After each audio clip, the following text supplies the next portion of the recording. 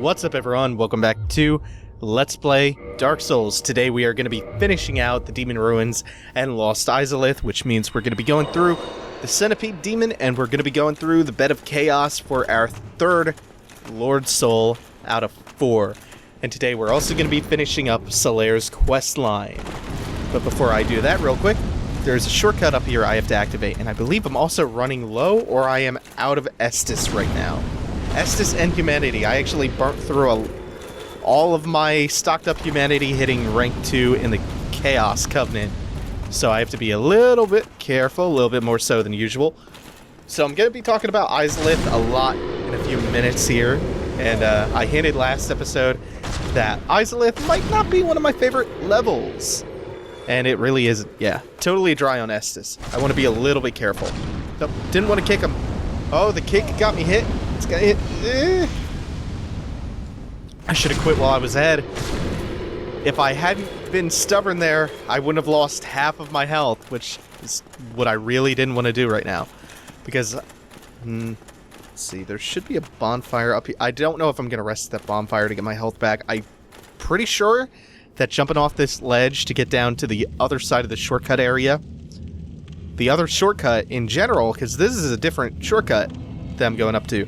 Remember this elevator? Well, that's where the elevator leads. You activate it from this section of the Demon Ruins by going up the stairs after you fight the Stray Demon. Before I talk about Izalith, there is some stuff from last episode, and yeah, I'm not going to risk the fall damage there. I'm going to just head back down the long way, because I know there's a bonfire right outside of Centipede Demon's area around which I am looping to. Like I said, I'm not going to be talking too much about Izalith just this moment. There's stuff from the last episode I didn't get a chance to touch on yet, and even further back from that, so let's start in order, I guess. Whatever order I can come up with. So, something I didn't touch on when I was doing the Four Kings boss fight is that you can actually summon Beatrice, the witch Beatrice, who is an NPC who I haven't talked about at all throughout the whole playthrough, even though there was an opportunity to bring her up when we were going to fight the Moonlight Butterfly. Because you can summon Beatrice to help you out with the Moonlight Butterfly fight, even though I can't imagine anyone has ever actually needed her help. Even melee-only characters really don't need help from that NPC for that fight. Might speed things along. The interesting thing about the witch Beatrice is that she was yet another character out of a very limited selection who was capable of traversing the abyss. She, along with the Dark Wraiths, with Artorias and a few others, is one of the only characters who is capable of traversing the abyss, and as far as anyone knows, she came away from all of her journeys into the abyss uncorrupted.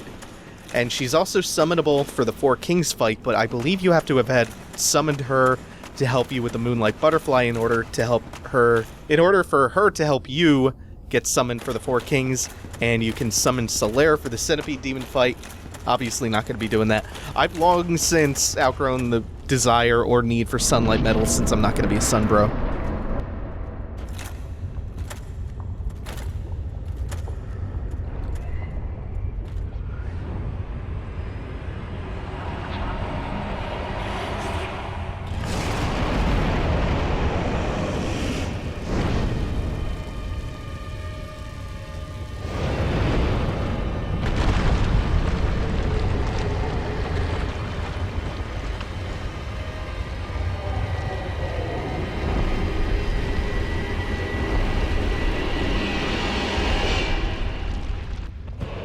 The Centipede Demon's design would have fit right in with creepy crawlers, man. It's a pretty cool design. I wish the fight was a little bit more interesting. Or Zoom Punch! Hopefully now his AI doesn't just decide to be an asshole for the next 5 minutes. Oh, it looks like that's the direction this is gonna go. Looks like he's just gonna Zoom Punch over and over. So I'll give him one more shot. I'm not walking out into the lava where I can get hit. I don't like fighting him on the other islands. Sometimes that can trigger him to move forward. I'm just going to cut ahead until he decides to stop being an asshole. There he goes. He's finally using a different attack, which means he's going to close the range a little bit. Oh, nope, that was the grab. I always misread his grab attack as being something else. I am going to mash out of this, tapping L1 and R1. Yeah, that does do significantly less damage when you mash out of it. The Centipede Demon, I always misread that, or I'm not able to see it properly. God, that ribcage is pretty cool. Ribcage, munch, munch, munch. I like the design of the fight, or the design of the boss. It's just kind of an irritating fight, because you're always either with this glowing, bright-ass lava, or he's doing his stupid zoom punch. Or he's just being generally kind of a pain. He also has this nasty magic attack that sometimes I have a hard time dodging. Oh, come on. Don't do this to me now. Oh, there's the grab again.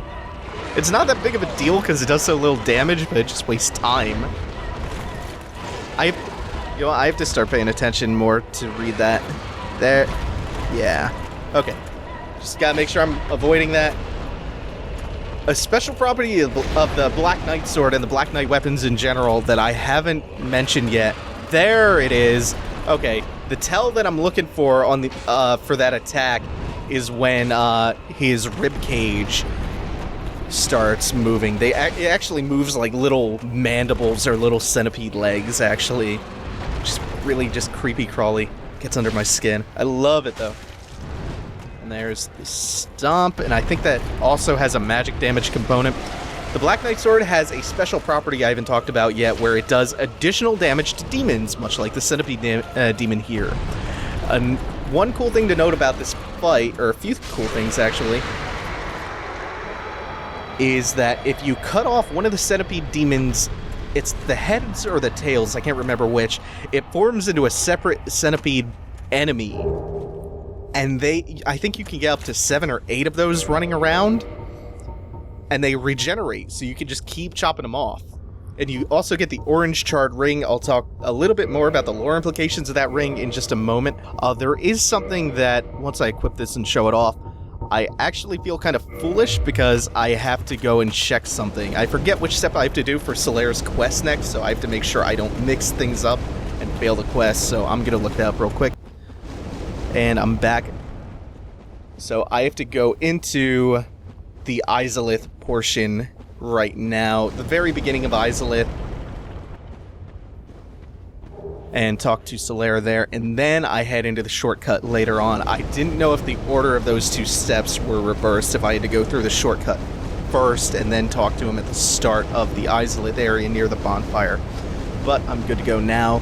As long as I can find my way around. For some reason, I always seem to miss where the entrance into that area is. No, it's not over here. That always looks like a hidden wall. There's another cool thing about the Centipede Demon that I forgot to mention, a little fun fact. The Centipede Demon was originally placed in the area where the Belfry gargoyles are up in the Undead Parish on the roof. But they decided to remove him from that area and go with a boss there that would make a little more sense thematically. And let's go ahead and talk to Solaire. Why? Why? After all this searching, I still cannot find it. Why? Why? So all Solaire's gonna say. I thought he actually had more dialogue by this point in the game. The other cool thing about Centipede Demon, the cool lore implication I was talking about of the orange charred ring, which is the ring that allows you to traverse the lava, taking way less damage than you normally would, is that the Centipede Demon was born from the spot where Ceaseless Discharge's arm falls. It was actually born from either the ring or the arm itself. I can't remember which of the two it is. And the orange charred ring is the ring that allowed Ceaseless Discharge to manage the pain from all of the open, oozing sores full of lava. So once we kill him and that ring drops in the spot where we fight Centipede, the Centipede Demon is born. It's pretty much Ceaseless's arm or finger or something to that effect. Now, I've recapped the story here a few times, but I'm going to go ahead and do it again real quick. Because this is one of my favorites, and we're finally at this point in the game, so it seems appropriate to do it again. The area from Blighttown all the way down to Izalith has a really rich history to it. The Witch of Izalith, who, along with Gwyn, the Pygmy, and Nito, claimed one of the 4 Lord Souls way back at the advent to all of this, and helped Gwyn to exterminate the dragons. This was back when fire spells were sorceries and not pyromancy, and this predated pyromancy. So as the first flame faded and the age of the gods waned with the fading flame, the Witch of Izalith attempted to use her soul to duplicate the flame, but instead she mutated into a being of chaos, the bed of chaos, from which all demons were born, and they overran Izalith. The chaos, by the way, if you didn't know, this is where the second bonfire in this area is. You have to hit the illusory wall on the second black tower. So the demons overran Izalith after being born out of the bed of chaos. The mutated, warped Witch of Izalith. The chaos also warped her daughters and her son, Ceaseless Discharge, the Fair Lady, Quelaag, etc. So knowledge of fire sorcery was lost during this time, and pyromancy, which is a crude form, facsimile of fire sorcery, was invented to replace that fire sorcery. And Quelana, one of the daughters of Chaos, disseminated the knowledge of pyromancy to others, like Laurentius and Solomon. Solomon, I believe, taught Laurentius, but that's beside the point. With Ceaseless dead, the area down that was the demon ruins that we just traversed last episode, the area that was submerged in lava, allowed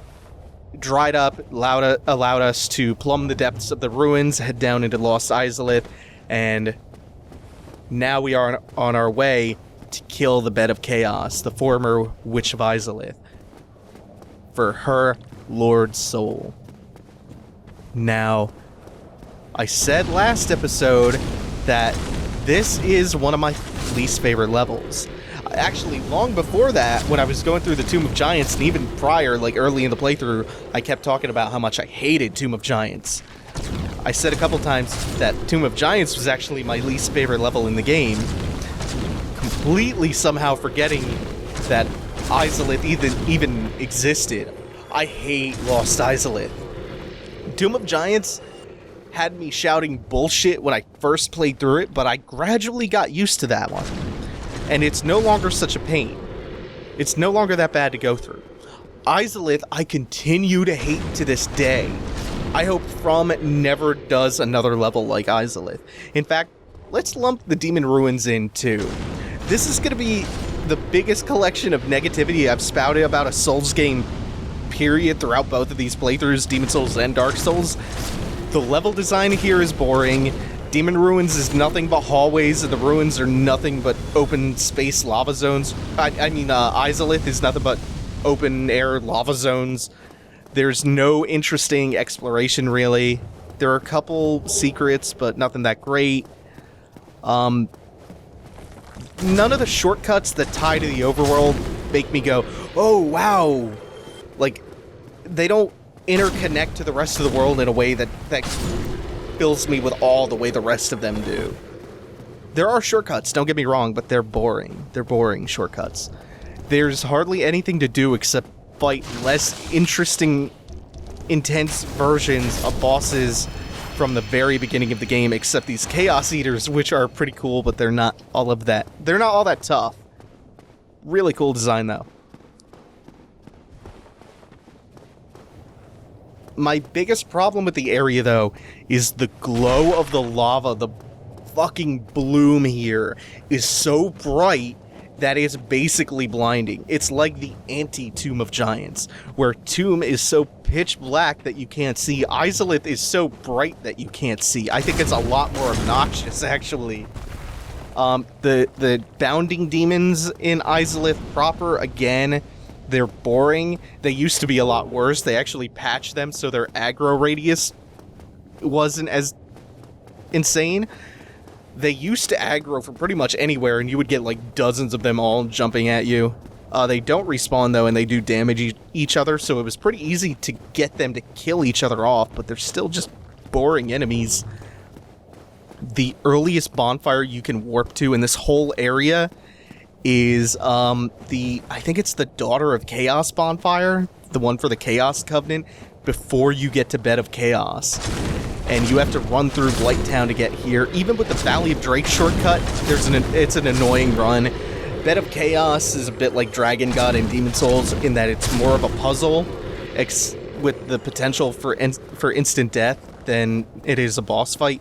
Even though I don't find Bed to be that irritating, it's still, again, kind of a boring boss fight design. And it's pretty random too, which is what frustrates a lot of people. The only positive things I could say are, one, there's a lot of cool lore surrounding everything down here, basically. It's got some of the coolest lore in the game. Like the egg people, the demons, the chaos siblings, Bed of Chaos, all that stuff is really interesting to dig into from a lore perspective. And two, the Centipede Demon's design is cool. And there's an interesting mechanic at work where if you cut his tail off, like I was saying, all the nasty little critters can join in on the fight. And you have to contend with a bunch of those at once. It's just a shame you have to fight him on tiny islands and you can't see what's going on half the time because this huge model is clipping into you and messing your camera up. Or you're getting blinded by the bright-ass lava. By the way, this demon over here, this path I'm taking is actually the lost Izalith side of the shortcut. I believe you can open the shortcut up from this side. It's just if you open it up from this side, by the time you get here, Solaire will already be down where the sunlight maggot was, the chaos bug that would drive him crazy. So you can't complete his quest unless you open the shortcut up and kill that bug before you send Solaire down here. And that Titanite demon that I ran past, I'm gonna go back and kill him later. I just wanted to take care of this real quick.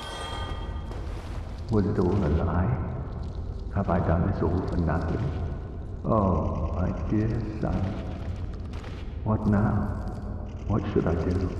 My son. My dear, dear son. Was it all a lie? Oh. Okay. So that's pretty much the end of the Solaire quest chain. Or at least all the things you have to do for his quest chain. So the idea was, with opening the shortcut and killing that chaos bug, the one with the glowing red eyes that drops the sunlight maggot, if Solaire winds up down in that shortcut area before you finish that step, it will possess Solaire. It will stick to his head like the brain slug, and it will make it so that Solaire is insane and he fights you, I believe, in front of the Bed of Chaos boss fog, and you will have to kill Solaire's corporeal form and not his phantom form, which means you don't get to finish his quest out. The consequence for finishing his... Ooh, I got the catch pole. The consequence for finishing his quest line out is that you get to summon him for the Lord Gwyn fight, the final boss fight. And remember, it's speculated, highly speculated, that Solaire is supposed to be the firstborn son, the god of war, of Gwyn. So it's bringing closure to his story about being exiled and either being redeemed or finding closure or something to that effect. And a cool note on that, the developers have stated that canonically, if you bring Solaire with you for the final boss fight, he links the flame in his own world, which I take to mean that he has finally found his son. Oh god, I'm gonna have to fight them both.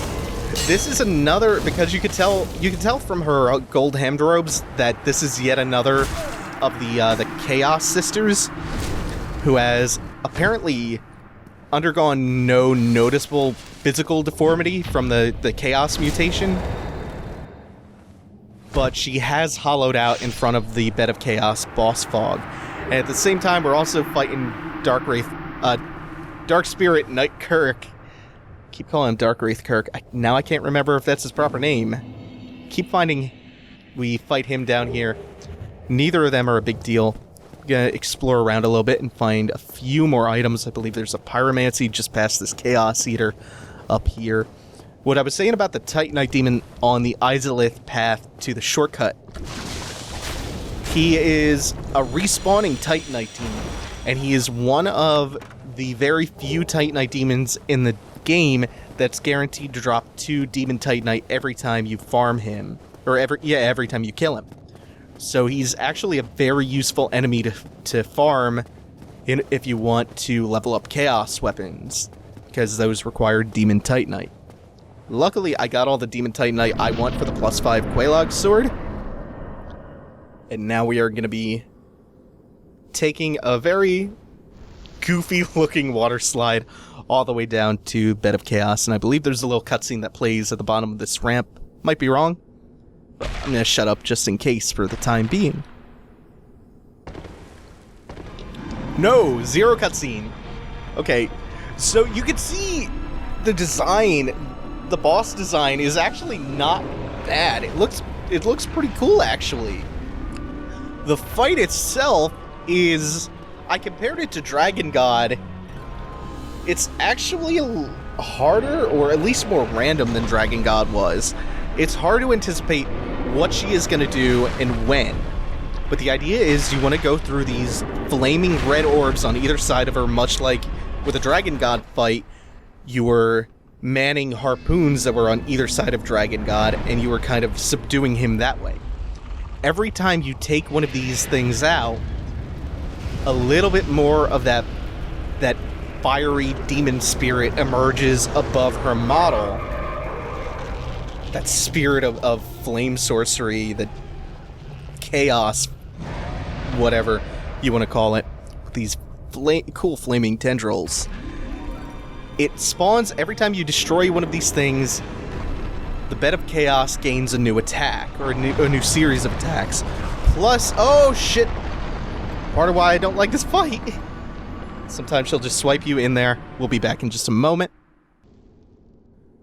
Wee water slide. Oh yeah, I forgot you can move while you're going down there. So I was saying, she gains a series of new moves every time you kill one of these things. Like, killing the first one, I believe, gives her access to a straightforward needle type attack where one of the flaming tendrils will just jut straight at you. Throughout the whole fight, she has access to the sweeping attacks where she'll sweep her hands across the arena floor. They don't quite, that attack doesn't quite reach the outer edges, but because the floor keeps falling away out here, you can't circumnavigate the room by going along the outside wall anymore. And there's one particularly nasty attack that she gains at this point in the fight, which is a firestorm attack. The ground will light up all over with little dots of flame, and about a second or two later, a bunch of flaming tornadoes will emerge, and you have to pretty much find a safe spot to stand. And the fight just has this feeling of randomness. I'm hoping I can actually circumnavigate the side. I'm pretty sure the floor is about to fall away in my path, so I'm not going to be able to do that. Yeah. One thing you can do, you can take a great bow and just shoot away at the orbs, at the things that you need to be destroying. After you destroy both of them on the left and the right side of the boss, you can run straight down the middle. Also, I can't find my fucking bloodstain, which is freaking me out because I had 10 or 11 humanity. I'm hoping she doesn't kill me again. I'm just having to risk it until I kill her, and I can search the area more thoroughly. She feels a little random, though. And I can't for the life of me, with her little tree branch hands, I can never avoid those attacks completely. I'm gonna get into a nasty cycle here of drinking, getting hit, and doing the same thing over and over. Okay, I avoided the first part of that time. The first time that I did this fight, I thought, wow, it's just an easy gimmick fight. I don't know why everyone gets so worked up over Bed of Chaos. And then every time I have fought her since, she has taught me more and more about why people don't like this fight. And it's because some random things can happen and you can die in some really frustrating ways. And then Sometimes she is just cruel to you and she punishes you time and time again. Other times, though, no problem whatsoever. Other times, she just uses one really easy to avoid move, and she never uses some of the ones that can cause problems. Like, my biggest problem in this fight, you saw it when I died earlier, is that I have a problem positioning myself in this fight so that when I block her attacks, or worse, when I get hit by her attacks, I don't get sent careening off into a bottomless pit. That's my biggest problem with this fight, is I have such a hard time avoiding that. And here's the Firestorm Lava Pillar attack I was talking about. You just have to find a safe spot for that one. It's actually, to be honest, the attack that I find most lenient in avoiding. Stuff like that gets me worried. So, like I was saying, once you destroy the two things on either side of her, the two orbs, this central path breaks away and you drop down onto a tree branch. You're essentially safe at this point. I think the Firestorm can still hit you while you're going through this inside path down the middle, but once you reach this point in the fight, you're mostly home free. The one really convenient thing about this fight is that when you die, oh yeah, you are totally not completely safe down here, but you still get safe spots once you cast that spell. And you can see she's basically mutated into a little bitty chaos bug, which is a little goofy. The convenient thing about this fight is that when you destroy the orbs on either side of her, if you die in the middle of the fight, those orbs remain destroyed. So you don't have to redo those sections of the fight when you die. And now, this is going to be the end of the episode. I have a lot more to talk about with Izalith and stuff in future episodes. Stuff that I expected to be able to get around to today, but unfortunately could not. I'm going to search for my bloodstain and hopefully find it, because it appears to be completely missing. Hopefully I find that. Thanks for watching, everyone. Take it easy. Have a good one. I look forward to seeing you in the Duke's Archives next episode. Might be the finale next time. Who knows? Have a good one.